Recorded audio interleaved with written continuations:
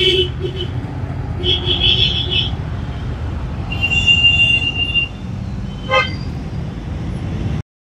उपसंचालक देविदास विठ्ठल शेळके।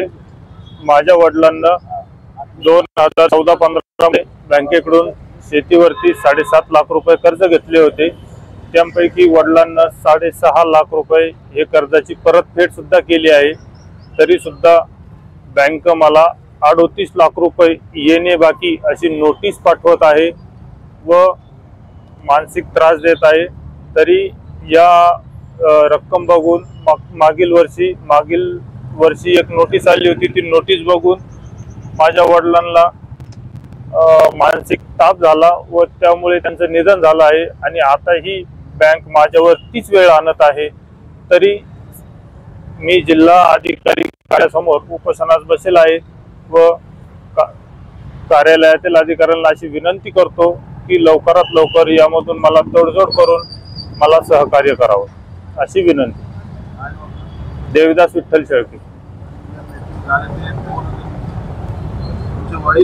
हो, वडील होते माझे।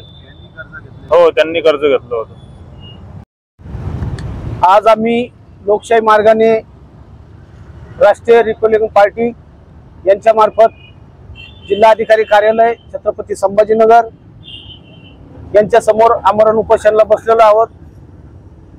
आदर्श महिला बँकेमार्फत रंजना विठ्ठल शेळके यांनी व त्यांच्या पतींनी 7.5 लाख रुपये शेतीवर कर्ज घेतले होते 2014 मध्ये।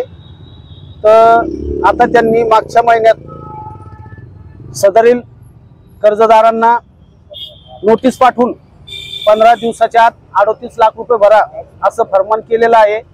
तरी जे विठ्ठल शेळके होते यांचं मागच्या वर्षी ह्या टेन्शनमध्ये निधन झालेलं आहे।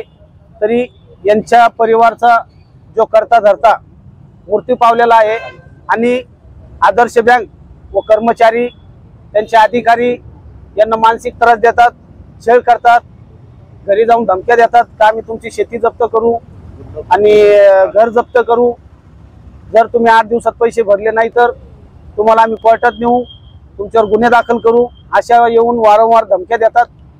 म्हणून आम्ही आज आमरण उपोषण करत आहोत।